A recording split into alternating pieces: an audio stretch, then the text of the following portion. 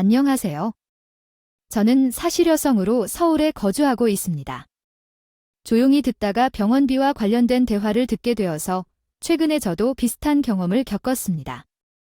자세한 내용은 공개할 수 없지만 정말 놀랄만한 일이어서 저도 글을 써보기로 했습니다. 가족 중 누군가 아프면 매우 걱정이 되는 것은 누구나 다 비슷할 것입니다. 저 또한 지역을 초월하여 이를 자주 경험했었습니다. 특히 제 경우에는 병원 방문을 자주 해서 혜택을 받았습니다. 그래서 남편이 병원지라는 단어를 내뱉을 때 누구보다도 심각하게 고민했고 그에 맞게 행동했습니다. 이런 제 성의로 인해 남편은 제게 대한 믿음을 가져주었습니다. 이런 식으로 돌아왔다는 것을 그땐 정말 몰랐어요. 결혼 초부터 지금까지 남들보다 몇 배는 더 험난한 길을 걸어왔다고 생각했는데 그게 아니더라고요. 그래서 최근에 저는 그곳에서 나오기로 결심했습니다. 결혼한 지 11년이 되었어요. 결혼할 때 저는 딱 한 가지 목표를 세웠습니다. 10년 후에는 우리 부부 사이에 태어난 아이와 함께 새 보금자리에서 행복하고 단란하게 살아가는 것이 꿈이었죠. 그런데 아이를 낳은 후에 더 중요한 문제가 생겼어요. 제 딸이 말이 너무 느렸답니다. 대부분의 아이들이 3살 전에 말을 하지만 우리 아이는 그때까지도 말이 안정적인 가정을 위해서였습니다. 언어 치료를 받으면서 좋은 발음을 했지만 여전히 정확하지 않은 언어 전달을 하며 아이의 말을 이해해주는 사람은 나밖에 없었습니다. 그래서 감사한 마음으로 조용한 ADHD 진링을 받게 되었습니다. 그때부터 아동 심리에 대해 공부하고 그 계기로 직업을 삼아 지금은 아동부터 성인까지 상담을 하는 심리상담사가 되었습니다. 이렇게 업무를 하는 동안에도 언제나 아이들에게 주의를 기울여야 했고 그럼에도 불구하고 우리 가정을 위해서 맞벌이를 피곤하지만 계속 이어나갔습니다. 18평의 월세 아파트에서 시작하여 악착같이 남들이 보기 힘든 여행도 1년에 한 번 갈 수 있을지 말지를 고민하면서 남들이 버린 물건을 회수해 아이들에게 입히고 어떻게든 싼 가격에 물건을 구입하려고 악착같이 깎던 날들이었습니다. 그러나 어느 날 갑자기 남편의 전화가 왔습니다. 시어머니가 쓰러져 응급실로 옮겨져 지금 이동 중이라고 했어요. 시누이가 전화를 받아서 이야기를 전해줬는데 빨리 오라는 제안을 받았지만 빠른 결정을 내릴 수 없어 퇴근 후 아이를 데리고 병원으로 가기로 했습니다. 몇 시간 뒤에 다시 남편의 전화가 왔습니다. 어머니가 입원했다고 했는데 어디가 아프신지 원인을 아직 못 밝혀냈다고 하더라고요. 저는 태고 가겠다고 했더니 늦은 시간에 아이들이 오면 안 된다고 하더라고요. 면회도 불가능한데 그냥 오지 말라고 집에 가라고 하는 거예요. 생각해보니 저도 늦은 시간에 아이를 데리고 병원까지 가는 건 좀 좋지 않은 것 같아서 일단 집에서 남편이 오기를 기다리고 있었어요. 밤 9시가 다 되어서야 남편이 집에 왔어요. 어떻게 된 일이냐고 물었더니요. 일단은 입원하시기로 했어. 왜 갑자기 쓰러졌는지는 이제 상황을 한번 봐야 해. 그럼 내일 오전에 시간 괜찮으니까 오전에라도 어머니께 가볼게. 의사 선생님도 만나보고. 아니야, 서영이가 엄마 옆에 있으면서 돌봐주기로 했어. 그리고 요즘에는 연애에 제한이 있는 것 같아요. 보호자 회의에 참석하지 못했대요. 어머니가 아직도 안 좋다는데 널 만나러 밖으로 나올 수도 좀 그렇겠죠. 어머니의 컨디션도 좋아지면 그때 같이 가자고 하면서 면회하러 가는 걸 말리더라는데요. 남편이 말한 대로 그런 것도 같아서 알겠다고 했고 제 평소처럼 적금 만기일만 기다리며 보내고 있었죠. 그런데 그 후로는 얘기가 없었고 주말쯤 다시 얘기하니 어머니가 퇴원하셨다는 거라니요. 벌써 퇴원하셨다고 해서 의사 선생님이 뭐라 하시는데 어디가 안 좋은 거인지 잘 몰라서 원인을 모르니 금방 퇴원하셨다고 하네요. 근데 엄마는 여기저기 몸이 아프지 않다고 해요. 어디가 아프고 있는지 못 찾겠어 너대로 잠시 병원에 다니는 게 좋을 것 같아. 크고 유명한 병원에서 다양한 검사도 해봤겠지? 원인을 찾지 못해 어렵겠지만 어디가 어떻게 아프신지 남편은 모든 검사를 다 받았지만 결국 어디가 문제인지 원인을 알 수 없다고 했대. 그런데 며칠 후에 남편이 뭔가 좀 안 좋다고 하더라고. 적금을 만기 전에 꺼내자고 했대. 뭐 적금을 꺼내겠다고? 안 돼. 아직 다음 달에 만기인데 그럼 엄마는 어떻게 매일 아프다고 하면서 이틀에 한 번도록 병원에 가서 리히터를 맞고 한의원에 가서 침을 맞으면서 할 수 있는 것은 다 하시지만 계속해서 두통이 있고 어지러움증이 있으며 전신이 아프다고 말씀하시지만 가는 곳마다 의사들도 원인을 모르겠다고 합니다. 남편의 이야기로는 시어머니의 경우 종일 이렇게 아픈 건 아니고 아프다고 말하기도 하는데 그 주기가 반복적이라서 일상생활도 힘들다고 합니다. 너가 아무리 말려도 해약할 생각은 없고 해약할 것이라고 말할 때 어떤 의미인지 몰라서 그렇게 하는 거라고 합니다. 어이가 없네, 진짜. 크더니 어느 날 달도 안 되어 해약을 해야 할 정도로 돈이 부족해서 지금 해약해도 새 아파트에 들어갈 수 없게 될 것 같아요. 아파트의 중도금과 잔금은 어떻게 처리할 건지 그에 대해 해약할까 고민 중이에요. 그러면 우리 엄마가 묘한 고통을 겪고 계셨는데 그냥 두고 보라고 하는 게 올바를까요? 나는 엄마를 내버려 둘 수 없어요. 그리고 그 돈은 내가 혼자 벌어서 모은 게 아니라 우리 모두가 함께 벌어서 모은 돈이잖아요. 그 돈 관련해서는 따로 모아둔 돈이 있다면 그것도 나에게 주실 수 있나요? 보니까 없으면 나는 이 적금을 해약하고 어머니의 병치료비에 써야겠어요. 이러면서 제가 돈만 밝히는 며느리이자 이기적인 사람으로 죄책감을 느끼게 만들어버려요. 저는 그래도 결코 해약만은 안 된다고 하고 혹시 몰라 통장도 꺼내 따로 숨겨두었어요. 그런데 다음 날 낮에 상담이 더 이상 없어서 집에 왔는데 통장이 잘 있는지 확인하려고 서랍을 열었는데 아무리 찾아봐도 없더라고 해요. 남편에게 전화해서 물어보니 저 센터를 나가고 없을 때 집에 와서 전부 뒤져봤다가 결국 적금 통장을 찾아내서 해약했다는 거네요. 기어코 해약을 해버렸는데 정말로 이해가 안 되더라고요. 한 달 동안 참을 수 없어서 그래서 어느 정도 비용이 들었던지에 대해 말했고 병원 치료를 받을 생각이었는데 병원비는 제가 내기로 했는데도 한약을 사와 먹이며 여러 가지를 다 해보겠다고 고집을 부리더니 결국에는 제 의사랑은 상관없이 혼자 마음대로 약을 먹기로 했어요. 결국 이 역은 손에 멋지게 다 돌아가게 됐죠.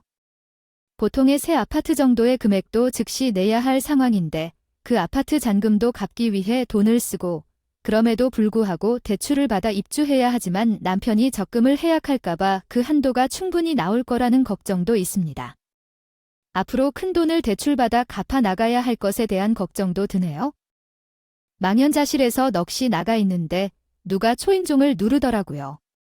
인터폰으로 보니 신호 남편이었어요. 사실 몇 달 전에 모르는 번호로 전화가 왔었고 상담 전화 외에는 개별 폰으로 모르는 전화는 안 받는 편이라 안 받았거든요. 그러다 계속 전화가 오자 좀 짜증스럽게 전화를 받았는데 신호의 남편이었어요. 저에게 드릴 말씀이 있어서 전화했다는데 그동안 가족 행사 때나 잠깐 만나서 얘기할 정도였고 따로 연락처도 모를 만큼 친한 사이는 아니었거든요. 근데 대뜸 전화해서 할 얘기가 있다고 하니 무슨 일인가 싶었죠. 그런데 자꾸 말을 할지 말지? 망설이는 모습이 보였어요. 제가 심리상담사이기 때문에 가끔 상담을 받으러 오시는 분들 중에는 뭘 먼저 언급해야 할지 모르는 분들이 있습니다.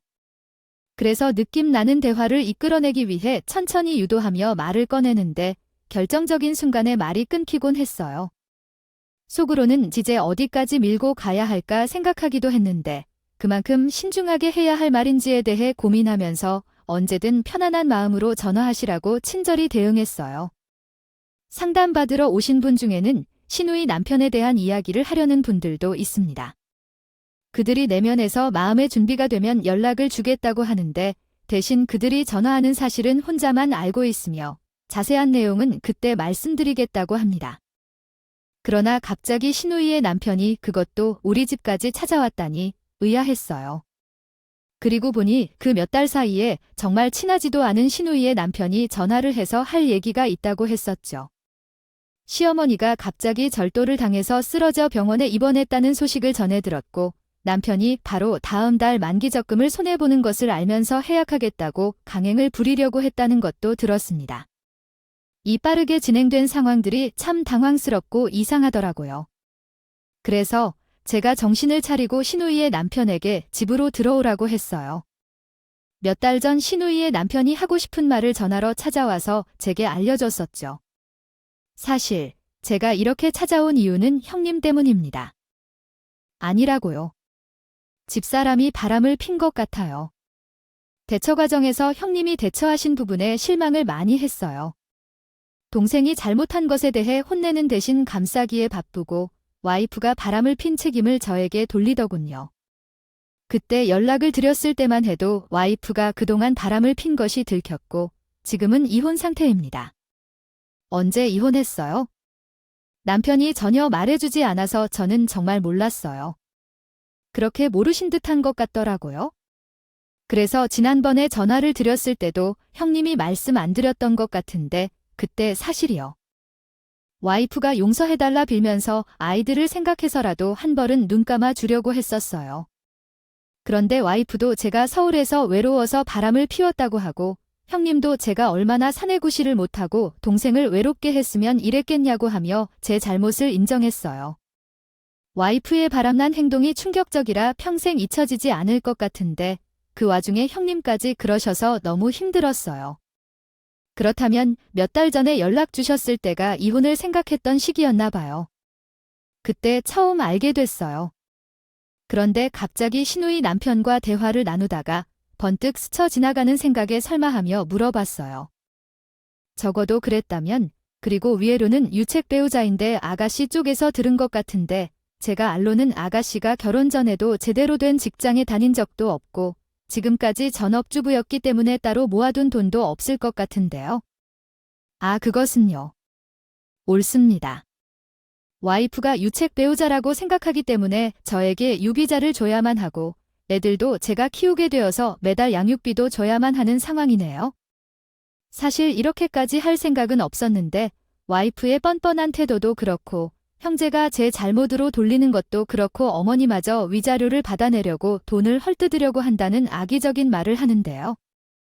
요즘 불면증에 시달리고 있어서 약도 복용 중입니다.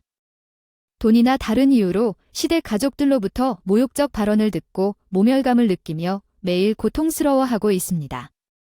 그 상황에도 불구하고 그들이 주는 위자료가 상당히 많았을 것으로 생각되는데 시댁은 돈이 부족한 것은 잘 알면서도 어떻게 이야기하고 주는 건지 궁금합니다. 또한 돈을 벌지 않고 돈 관리도 잘하지 못해 남편에게서 생활비를 받아 쓰던 사람이 매달 양육비를 어떻게 줄 수 있는지 궁금해집니다. 이런 생각에 점점 불안해지고 그로 인해 손이 떨리기도 합니다. 마음을 다잡아야 한다는 것을 알면서도 이러한 어려운 상황과 가슴 아픈 감정에 대해 한 가지 더 질문해도 될까요? 동생들이 아버지를 보살피는 것인 건가요? 모른다고 하지만 형님이 나서서 돌봐주시면 그럴 수도 있을 것 같아요.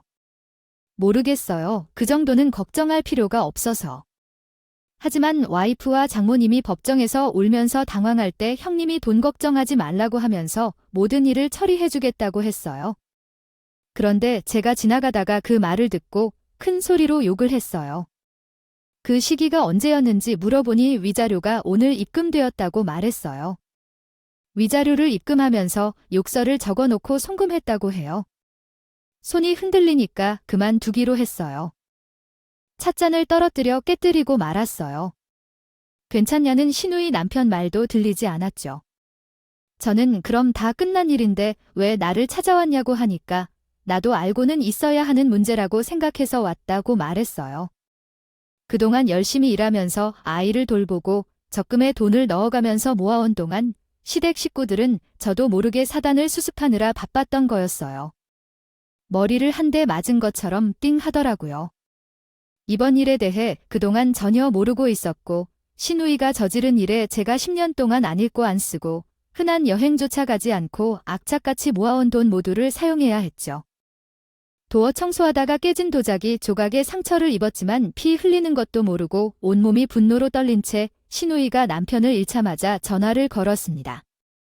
나 바람 피워서 남편과 이혼했다고 얘기하자 남편은 놀라며 누가 그런 소문을 퍼뜨렸느냐고 물었습니다. 누가 친구 우리 집에까지 와서 말했다니까요. 위자료는 누가 낼 돈으로 했어. 신우이는 돈 없는 사실을 잘 알면서도 그런 큰 돈을 어디서 구했느냐고 물었습니다. 나도 생각해봐. 내가 알던 그 돈으로 했다고 생각해? 아이, 몰라. 나 바빠서 이따 얘기할게. 하지만 끊어버렸거든. 다시 전화했는데 거절당했고 메시지를 보내도 답이 없어서 화가 나서 미쳤어. 퇴근해서 집에 와서 얘기하자는 남편은 새벽 1시가 되어 만취 상태로 들어왔어. 들어오자마자 침대로 가서 누워 자더라고. 내가 돈 얘기하고 싶지 않으니까 의도적으로 지인들과 늦게까지 술 마시고 온 것이었어. 아침에 얘기해보려고 아이 방에서 잤는데 일어나 보니 나갔는지를 못 봤어. 이런 식으로 회피하겠다는 거겠지? 언제까지 이럴 건데, 그러면 난 회사로 찾아가야겠어. 아이를 보내고 상담 시간 전에 남편의 회사로 찾아갔어요. 바쁘다고 하길래 못 나온다면 난리치기 위해 어딘가를 찾았는데 남편의 가문을 조금 소문나게 해줘야 나와줄까봐 요구했어요. 으름장을 냈더니 알겠다고 하며 점심시간 전에 나왔어요. 같이 앉아 밥이 넘어갈 상황은 아니었기 때문에 차 안에서 얘기했어요. 남편은 내가 지금 터지게 일보 직전이란 걸 눈치챈 것 같더군요. 차분히 말을 했고 위자료는 일단 줄 수밖에 없었어. 그리고 상환이 위자료를 주지 않으면 매제가 할 수 있는 건 다 해서 고소를 해놓았기 때문에 서영이가 옥살이를 해야 할지도 몰랐다고 엄마가 쓰러지고 난리일 때 그냥 집에서 입던 옷 그대로 핸드폰만 들고 쫓겨났어요. 솔직히 집에서 살림만 하던 애가 바람을 난 거라면 그동안 남편이 얼마나 무심했을지 한 번쯤은 생각해봐야 하는 거 아닐까 생각해요. 나도 남자지만 여자를 그렇게 외롭게 하고 바람 피우게 했다면 자기 자신의 모습도 한 번은 돌아봐야 하는 거 아니겠어요? 누가 누구에게 무슨 말을 하는 건지 진작에 바람을 피워보았겠다면 어떨지도 모르겠어요. 그럼 어머니가 졸다 하셨던 게 아니라 바람을 피워 바로 도망가는 행동이 아니었나 싶네요. 맞아서 쓰러지신 게 맞을 텐데요. 그런데 나에게는 어머니가 병에 걸렸다며 치료비 낼 돈이 거의 남지 않은 적금을 깨버린 거고. 야, 너 인간이 다 소란스럽고 그 돈을 지금 가져와. 너 때문에 적금을 만기도 못하고 해지해야 했으니 만기에 맞춰서 받을 돈을 당장 내놔. 내가 지금 돈이 어디에 있는지 알아? 위로 물어보긴 했잖아. 그 이야기를 다 위약금을 안 주겠다고 생각하지 않아? 나머지 돈이라도 있을 거라고. 나 정말 시댁에 가서 아가씨 머리채를 잡아뜯기 전에 당장 돈을 맞춰서 전부 돌려받고 가져와. 우리가 지금 청약한 집 중도금과 잔금을 못 갚으면 집이 날아간다고. 언제까지 다른 집에서 살며 부랴부랴 쫓겨나듯이 다른 집을 알아보며 이사 다니고 살 건지. 우리도 우리 집이 있어야 한다고 생각하지 않아? 우리는 이제 우리의 나이인데 너도 생각하고 대비해야 해. 윤지의 치료에도 더 집중해서 살아야 하지 않니? 우리 동생이 지금 길거리에 앉아있다며 도와줘야 하는데 어떻게 할 거야? 당장 갈 곳도 없어. 지금은 엄마네 집에 잠깐 머물렀던 애인데 서울의 모든 편의시설이 갖추어져 있던 곳에서 시골로 이사와서 너무 불편해 죽겠다고 하더라. 얘의 집도 찾아줘야 해. 어떻게 이야기해야 할까? 적금을 깨야 할까? 당신의 동생을 위해 돈을 주고 집을 구해야 할까? 우리가 구해줄 수 있는 게 뭐야? 우리 윤지한테는 어떻게 해야 해? 우리는 현재 거주 중인 집이 있는데 그리고 그 청약한 아파트 대출을 어떻게든 맞추보자. 그 2억 원에 우리 전세금을 빼서 합쳐도 대출 한도 내에서 다 받아야 들어간다고 몇 번이나 말했잖아. 그 2억 원이 없으면 우리는 못 들어가. 그럼에도 빚을 질 필요가 있는데 어디서 추가 2억을 받아올지 생각도 안 해. 너는 동생 보금자리 구해줄 돈은 있겠지? 자식들도 안중에도 없어? 아, 그래도 어떻게든 해야 해. 그리고 아이도 서울에서 있어야 하니까 일을 하든 뭐든. 하든 안 하든 애들도 보고 싶어하고 저는 우리 가족을 그리워하면서 소리 지르며 울었어요. 머리가 아프고 즐거움과 설렘으로 불안해하며 쌓아온 적금이 괴로움과 분노의 눈물로 돌아왔죠. 실망스러웠어요. 그 돈을 아끼는 대신 우리 아이들의 치료에 투자하는 게 나을 것 같았고 정말 좋은 집에서 우리 가족과 함께 행복하게 살고 싶었던 큰 욕심은 허영심이었을까 싶어 서러웠습니다. 평수가 크지 않다는 건 내 것이 되기 어려운 팔자인 걸까 싶어 남편과 함께 정말 서러웠어요. 계속 이야기를 할까요? 저는 집 날리기 싫어요. 그러니 2억 정도를 맞춰와서 가지고 오라는 얘기예요. 남편이 이미 주워버린 것은 어쩔 수 없다고 하더라고요. 매제한테 위자료 다시 돌려달라고 해도 줄 것 같냐는 말이 계속 되풀이하는 것이었어요. 남편과는 도저히 말이 통하지 않고 답이 나오지 않아서 답답한 마음에 밤을 새우다가 결국 상담 예약을 다 취소하고 직장에서 연천에서 시댁으로 찾아갔어요. 시댁은 강화도에 있는 한적한 시골에 있어요. 집 밖으로 나가면 논과 밭밖에는 집들이 끊기 있고 옛날 한옥집들도 뿔뿔이 있었어요. 질문을 열고 들어가니 시어머니와 시누이가 마당 평상에 앉아 계셨어요. 마늘을 까고 있더라는 말씀이시군요. 양이 많아 보이니 어머님이 부업으로 하시는 거였나 봐요. 시누이가 도와주고 있는 것 같더라고요. 남편이 거짓말이 눈앞에서 훤히 보이더라고요. 아파서 병명도 모르고 이틀에 한 번씩 병원에 가서 링거 맞고 한의원 다녀도 낫지 않는다는 거라니 몸 상태가 정말 쌩쌩해 보였어요. 제게 고래고래 소리를 지르셨는데 기운도 펄펄 나신 것 같더라고요. 시누이의 얼굴을 보니 정말 마늘을 다 시누이 머리 위에 엎어놓고 싶었어요. 사고를 치면서 오빠 가정을 박살내고 태연이 엄마와 함께 앉아 수다 떠는 모습을 보니 정말 우라가 치밀해 보였어요. 그래서 다짜고짜 시누이에게 다가가서 아가씨의 오빠가 아가씨에게 준 합의금 어떻게 할 건지 물어보았어요. 이번 주 금요일까지 돌려주세요. 그것 없으면 안 돼요. 시누이는 저를 꿈틀꿈틀 쳐다보고 있고 시어머니는 옆에서 먼저 시어머니에게 인사하고 팔을 걷어붙이고 앉아서 마늘을 까던 부엌으로 가서 뭐라도 내놓아야겠어요. 다급하게 와서 돈을 내놓으라고 하는데 이게 무슨 경우죠? 어머니, 제가 제 정신이 아닌 것 같아요. 어머니도 아시겠지만 아가씨가 이혼하면서 그 남편이 위자료를 물어왔다고 하더라고요. 그건 어떤 돈인지 한번 물어보셨어요. 제 아들이 자기 동생을 도와주겠다고 지불한 건데 너까지 와서 난리야? 어머니, 아들 돈이에요. 그거 제 돈이기도. 우선 함께 벌었으므로 그 돈은 우리 것이에요. 그 돈은 10년 동안 모아둔 적금에서 만기가 도래한 돈이에요. 그 돈은 한 달을 기다리지 않아도 돼서 어머니가 아프다고 핑계를 대며 아가씨에게 위자료를 받았어요. 그리고 아가씨는 오빠에게 집도 사줄 것을 부탁했어요. 언니, 그 돈은 모두 우리가 함께 모아둔 돈인데 우리 오빠의 돈이기도 하지요. 또한 저도 아이들과 함께 살고 싶지만 시골에서 어떻게 아이들과 살 수 있을까요? 서울에 있어야 아이들을 교육시키고 저도 일할 수 있어요. 그러니까 이것이 아가씨의 상황입니다. 그 사람이 위자료 좀 돌려주라고 요구했어요. 이번 주 금요일까지 하는 얘기에 갑자기 큰돈 어디서 구하라고 제게 말했대요. 너무하지 않아요. 이렇게 오냐오냐 말해주었더니 제 머리로 비웃었죠. 얘야, 어디서 그런 법을 배웠는데 하면서 삿대질을 하던 소리가 난 동네 확성기는 정말 없었어요. 아주 건강한 사람인 것을 다시 한번 확인했습니다. 주변 이웃들이 문 밖에 어떤 사건이 일어났는지 궁금해서 서성거리며 모이기 시작했어요. 저는 당당했죠. 누가 더 속이 빠지는지 한번 보자고 했거든요. 어머니의 딸이 사고 친 것을 제 돈으로 수습해야 한다고 왜 그동안 제가 뼈를 깎아 벌어먹은 돈으로 하라고요? 다람질한 건 어머니 딸이 아니에요. 어머니는 자식이 싼 똥은 어머니가 치우시던가 해야지.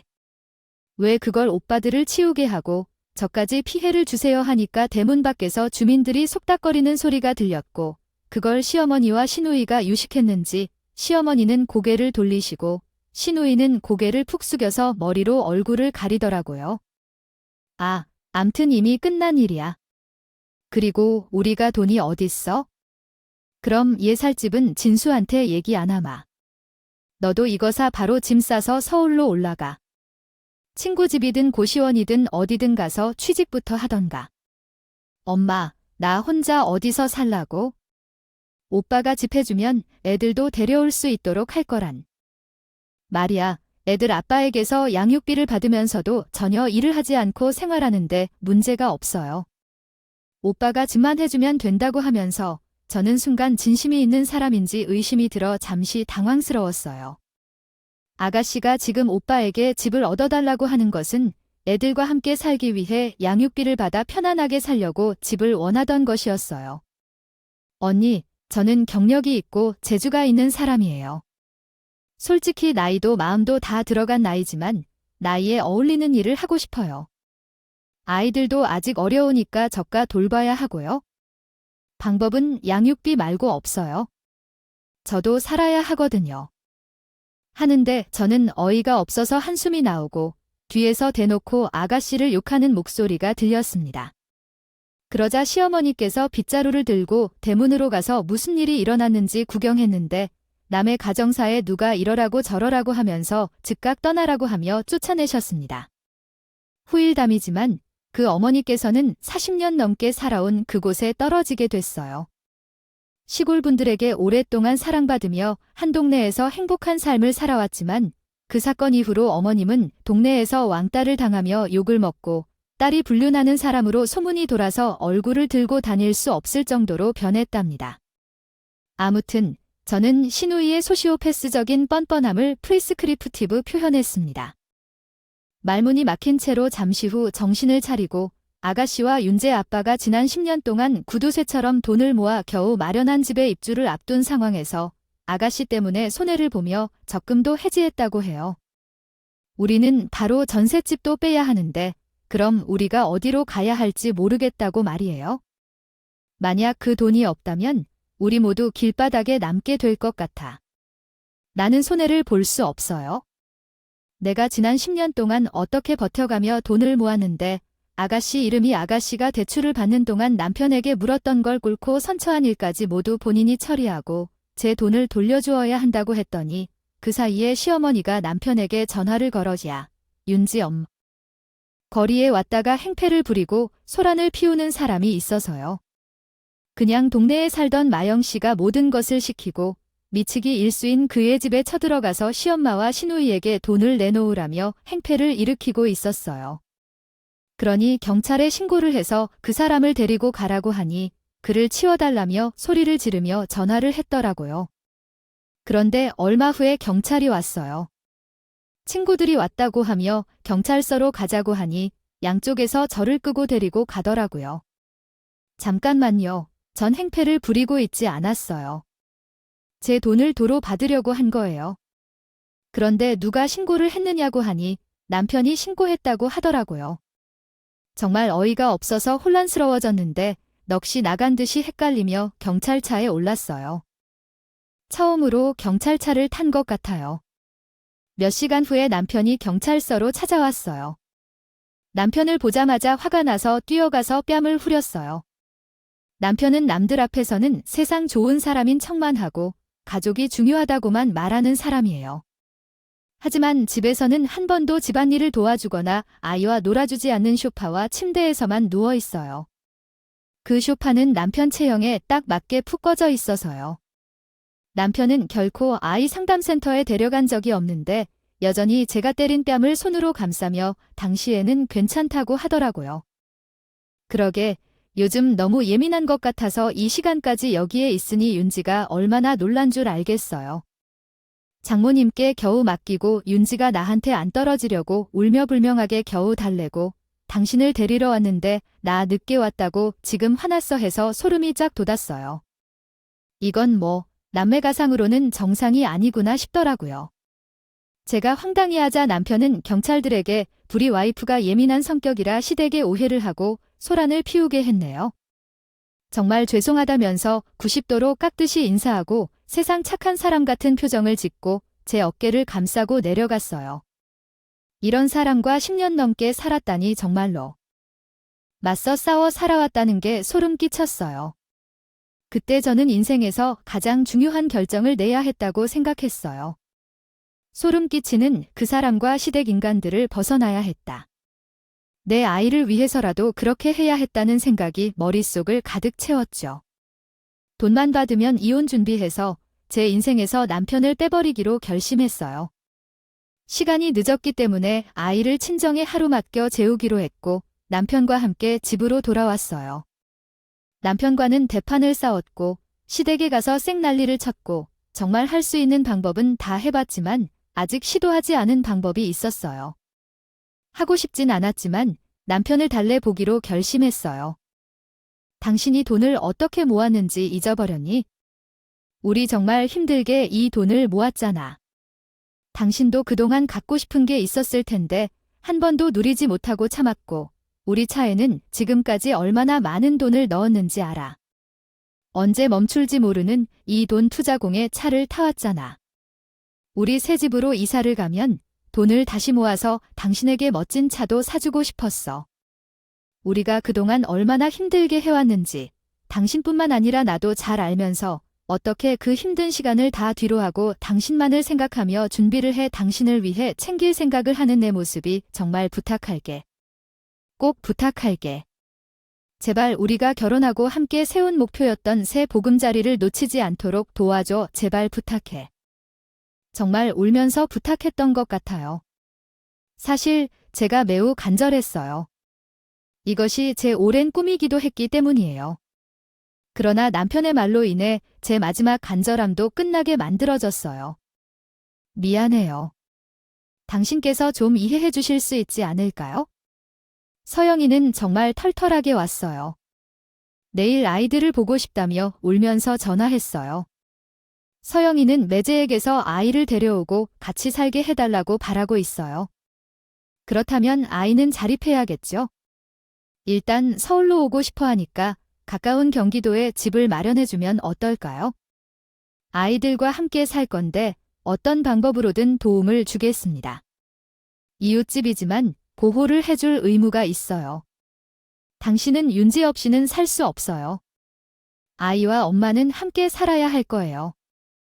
서영이네 아이들은 아직 어려워서 엄마의 손길이 필요한데 어떻게 엄마를 찾을 거니? 그냥 시댁에 들어가서 살면 되는데 결국 아가씨가 일하게 되면 아이들 돌보는 것도 힘들어질 텐데 그러면 어머니가 돌봐주면서 아가씨는 일하고 이렇게 해서 애들이 학교에 들어가면 도심으로 나가는 것이 되지 않을까? 시골에서는 결코 살 수 없다고 하루라도 빨리 나가고 싶다고 그렇게 말하는데 어떻게 하면 좋을까? 그리고 거기서 아이들이 초등학교에 들어가면 차로 20분 정도 거리에 다녀와야 하는데 그곳에는 또래 친구들도 없는데 아이들을 키워나가고 싶겠어 하더니 답답해서 자리에서 일어나 집을 나가더라고요. 며칠 동안 잠도 못 자고 멍하니 지냈어요. 직업이 상담사라서 언제나 평정심을 유지하고 고객들의 이야기를 많이 들어주며 상담해야 하는 직업인데 제 일상이 이렇게 무너지고 엉망이라서 아무런 말도 들어오지 않고 상담이 안 되더라고요. 할 수 없이 당분간 휴직을 하기로 하고 아이에게 좀 더 집중하면서 이 난관을 어떻게 극복하고 나갈지 생각하고 있었어요. 그런데 얼마 후 시누이 집을 얻어준다고 했던 돈마저도 탈탈 털린 상황이 되어버렸어요. 시누이가 바람난 사람에 글쎄 남편이자 직장 동료였더라고요. 세상에 별별 일이 다 있지만 어떻게 인연이 그렇게 됐을까요? 남편 직장 동료였던 시누이네 집이 우리 집에서 가까운 편이었는데 퇴근 후에 직장 동료와 시누이 동네에 있는 종합운동장으로 같이 가던 거예요. 번화가에서 종종 술자리를 가다가 얼마 전에 이런 일이 있었어요. 가끔 남편이 술자리를 끝내고 집에 늦게 들어오는데 그때마다 나의 시누이 남편과 함께 술자리를 즐겼던 게 있었어요. 처음에는 우연히 만나게 되어 함께 술자리를 한 후 몇 차례 또 만났는데 그럴 때마다 시누이가 혼자 오는 게 약간 이상하다고 생각했어요. 그래서 동네에서 친한 엄마와 함께 오겠다고 할 때도 동네에서 친한 여자친구와 함께 술을 마셨다고 하는 게 있더라고요. 그러다가 남편의 동료와 시누이가 서로 취향이 맞아서 친해지면서 결국에는 그 사이가 진행되어 이혼에 이를 정도로 심각해졌어요. 그때 갑바 나이였나 봤어요. 그런데 시누이는 자신이 바람을 피워서 이혼당했다는 사실을 잠시 시부모님께는 충격받을 수도 있을까봐 말 못하고 혼자 끙끙 앓다가 남편에게만 말하게 되었어요. 이렇게 되자 남편도 책임감을 느끼고 결국 서로 끌려서 시누이를 도와주게 되었어요. 그래서 이번에는 저가 통보를 할 차례였네요. 남편이 처음으로 저에게 용서를 구하는 것이었어요. 그런데 그 기회를 줬을 때에는 듣지도 않았는데 이혼하자고 말하니 그제야 뭔가 느낀 것인지 한동안 매달리더라고요. 제가 가장 무모하게 한 것은 나이가 들어 이쁘게 되었을 때였어요. 아이가 조용한 ADHD인데 아이에게 안정적인 가정이 되어야 하는데요. 중요한 것은 우리가 헤어질 경우 아이도 혼란스러울 것이므로 심리상담가 입장에서 이혼하는 것이 맞는지 고민하고 있습니다. 그러나 너무 감정이 과하게 드는 것 같습니다. 내가 애를 제대로 키울 것이니 너는 동생이나 가족을 잘 챙기고 살도록 하라고 하겠습니다. 이혼 소송은 물론 재산 횡령죄를 논하고 있고 제 요구사항은 재산 분할과 10년 동안 쌓아둔 2억 원에 대한 요청이었습니다. 결국 남편은 위자료와 합의금, 양육권, 그리고 2억 원까지 모두 지급해야만 했습니다. 제가 할 일은 앞으로 아이와 잘 살아야 한다는 것밖에 없습니다. 나중에 알게 된 사실인데 시누이와 합의가 되지 않아 저에 대해 고소를 넣어서 현재 구치소에 있다고 합니다. 시어머니는 정말로 쓰러지셨어요.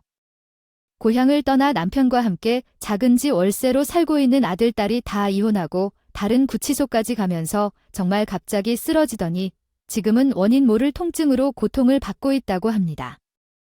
또한 남편은 제게 줄 수 있는 전 재산을 다 털어서 줬어요.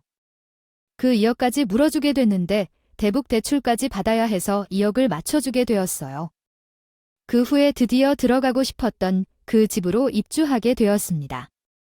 그 이후에 재산 분할과 위자료까지 해야 했기 때문에요. 그래도 대출을 좀 끼고 들어왔지만 상환하면서 징수할 액수는 충분했고요. 직장도 가까워서 아이를 보살피면서 생활하기 좋았어요. 아이도 많이 좋아져서 지금은 또래 아이들과 크게 다르게 보이지 않을 만큼 평범한 아이들처럼 잘 지내고 있어요. 가끔 아빠를 찾긴 하는데 핸드폰을 선물해줬더니 영상통화로 얼굴을 보며 통화하곤 했어요. 그러나 평소처럼 아이들과 잘 노는 아빠는 아니라서 그렇게까지 보고 싶어 하거나 하는 것 같진 않아요. 저는 앞으로 또 돈을 모아서 이번에는 아이들을 위한 센터를 설립하는 계획을 가지고 있어요. 제 인생에서 남편과 시댁을 배제하기로 했기 때문에요. 새로운 삶이 찾아오더라도 감사합니다. 오늘도 우리 채널에 방문해 주셔서 감사드립니다. 더 좋은 이야기로 찾아뵙겠습니다.